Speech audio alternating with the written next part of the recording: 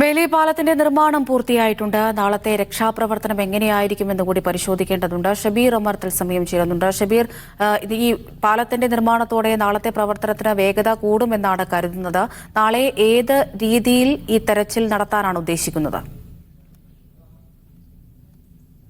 ഇന്നുൾപ്പെടെ കഴിഞ്ഞ 3 ദിവസങ്ങളിലായി നടക്കുന്ന രക്ഷാപ്രവർത്തനത്തിൽ നിന്ന് വ്യത്യസ്തമായി നാളെ കുറെ കൂടി വേഗത്തിൽ ഈ തിരച്ചിൽ ദൗത്യം നടക്കുമെന്നാണ് പ്രതീക്ഷിക്കുന്നത്. അതിൽ ഏറ്റവും പ്രധാനപ്പെട്ട ഘടകം ബെയിലി പാലം നിർമ്മാണം പൂർത്തിയായിരിക്കുന്നു. ചൂരൽമലയിൽ നിന്ന് മുണ്ടക്കയുമായി ബന്ധിപ്പിക്കുന്ന ഒരു പാലം നിർമ്മിച്ചു കഴിഞ്ഞിരിക്കുന്നു. അപ്പോൾ വലിയ വാഹനങ്ങൾ, അതായത് രക്ഷാദൗത്യത്തിൽ അല്ലെങ്കിൽ തെരച്ചിൽ ദൗത്യത്തിൽ പങ്കെടുക്കേണ്ട വലിയ വാഹനങ്ങളടക്കം ചൂരൽമലയിൽ നിന്ന് മുണ്ടക്കയിലേക്ക് എത്തിക്കാനാകും. അപ്പോൾ വ്യാപകമായ തെരച്ചിൽ നടത്താൻ കഴിയുമെന്നാണ് പ്രതീക്ഷിക്കുന്നത്. അതിനനുസരിച്ചുള്ള ക്രമീകരണങ്ങൾ കൂടി ഇന്ന് തന്നെ സജ്ജമാക്കിയിട്ടുണ്ട്. നാളെ എന്ത് തരത്തിൽ അല്ലെങ്കിൽ ഏത് തരത്തിലുള്ള തെരച്ചിലാണ് നടത്തേണ്ടത് എന്നതിനുള്ള ക്രമീകരണം, ആസൂത്രണം ഇന്ന് തന്നെ പൂർത്തിയായി കഴിഞ്ഞു. റവന്യൂ മന്ത്രി കെ രാജൻ നമ്മളോട് പറഞ്ഞത് അക്കാര്യമാണ്. അതായത് നാളെ ചെറു സംഘങ്ങളായി വിവിധ പ്രദേശങ്ങളിൽ ഒരേ സമയം തെരച്ചിൽ നടത്തുന്ന രീതിയിലായിരിക്കും നാളത്തെ ഈ രക്ഷാദൗത്യം അല്ലെങ്കിൽ തെരച്ചിൽ ദൗത്യം എന്നാണ് റവന്യൂ മന്ത്രി കെ രാജൻ പറഞ്ഞത്.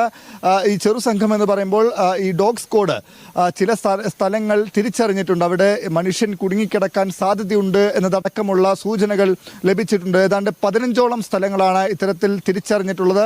ഈ സ്ഥലങ്ങൾ കേന്ദ്രീകരിച്ചായിരിക്കും ചൂരൽമലയിലും മുണ്ടക്കയിലും അതുമായി ബന്ധപ്പെട്ട സ്ഥലങ്ങളിലെല്ലാം തന്നെ ഈ ദുരന്തം നാശം വിതച്ച സ്ഥലങ്ങളിലെല്ലാം തന്നെ നാളെ അതുമായി ബന്ധപ്പെട്ടായിരിക്കും തിരച്ചിൽ നടത്തുക. അതിനനുസരിച്ചുള്ള ക്രമീകരണങ്ങൾ കൂടി ഒരുക്കിയിട്ടുണ്ടെന്നാണ് മന്ത്രി പറഞ്ഞിട്ടുള്ളത്. അപ്പോൾ ചെറു സംഘങ്ങൾ എന്ന് പറയുമ്പോൾ സൈന്യമുണ്ടാകും. സൈന്യത്തോടൊപ്പം മറ്റ് സർക്കാർ സംവിധാനങ്ങൾ, പോലീസ്, ഫയർഫോഴ്സ് ഉൾപ്പെടെയുള്ള സർക്കാർ സംവിധാനങ്ങൾ, NDRF അടക്കമുള്ള സംവിധാനങ്ങളുണ്ടാകും.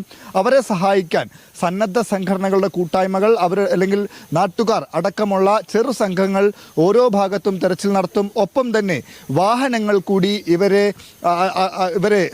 ഇവരോടൊപ്പം ഉണ്ടാകും. ആംബുലൻസ് അടക്കമുള്ള വാഹനങ്ങൾ കൂടി ഇവരോടൊപ്പം ഉണ്ടാകും എന്നാണ് റവന്യൂ മന്ത്രി പറഞ്ഞത്. അപ്പോൾ വേഗത്തിൽ തെരച്ചിൽ ദൗത്യം നടത്താനുള്ള നീക്കമാണ്, അല്ലെങ്കിൽ ആ നിലയ്ക്കുള്ള ക്രമീകരണമാണ് ഇപ്പോൾ അധികൃതർ നടത്തിക്കൊണ്ടിരിക്കുന്നത്. എന്തായാലും ഇന്നത്തെ തെരച്ചിൽ ദുഷ്കരമായ തെരച്ചിൽ ദൗത്യമാണ് ഇന്നും പൂർത്തിയാക്കിയത്. നമുക്കറിയാം, ഇന്ന് വൈകിട്ടോട് കൂടിയാണ്, ഏതാണ്ട് രാത്രിയായിരിക്കുന്നു ബെയിലി പാലം നിർമ്മാണം പൂർത്തിയാകുമ്പോൾ. അതുവരേക്കും വളരെ ദുഷ്കരമായ സാഹചര്യത്തിലും ഇപ്പോൾ ഈ കാണുന്നത് പോലെ പല സമയത്ത് ഉച്ചയ്ക്ക് ശേഷം ഇടവിട്ട് ശക്തമായ മഴ പല സമയത്തും പെയ്തിരുന്നപ്പോൾ ശക്തമായ മഴയെ കൂടി അതിജീവിച്ചായിരുന്നു ഇന്ന് പകൽ മുഴുവൻ നീണ്ട രക്ഷാപ്രവർത്തനം നടത്തിയത്. ഇന്നിപ്പോൾ പ്രധാനമായും ചില സ്ഥലങ്ങൾ കേന്ദ്രീകരിച്ചായിരുന്നു തെരച്ചിൽ നടത്തിയത്. അതിലേറ്റവും പ്രധാനപ്പെട്ട കാര്യം വില്ലേജ് റോഡ് കേന്ദ്രീകരിച്ചായിരുന്നു ഇന്ന് സൈന്യത്തിൻ്റെ നേതൃത്വത്തിൽ തെരച്ചിൽ നടത്തിയത്.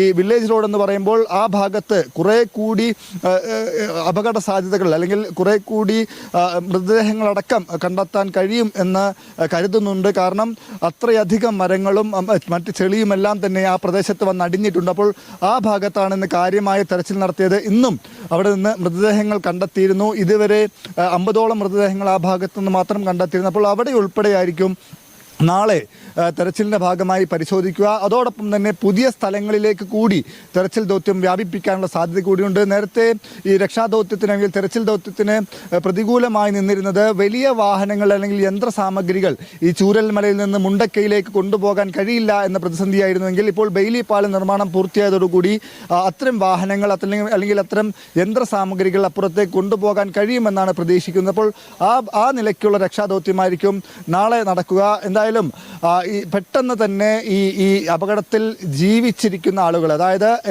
ഒറ്റപ്പെട്ട പല സ്ഥലങ്ങളിലായി ഒറ്റപ്പെട്ട മനുഷ്യരെ പ്രതികൂലമായ കാലാവസ്ഥയിലും പ്രതികൂലമായ സാഹചര്യത്തിലും വേഗത്തിൽ തന്നെ പുറത്തെത്തിക്കാൻ കഴിഞ്ഞു എന്ന ആശ്വാസമുണ്ട്. ഇനി ആരും കുടുങ്ങിക്കിടക്കുന്നില്ല, എവിടെയും കുടുങ്ങിക്കിടക്കുന്നില്ല എന്ന് ഇതിനോടകം ഉറപ്പുവരുത്തിയിട്ടുണ്ട്.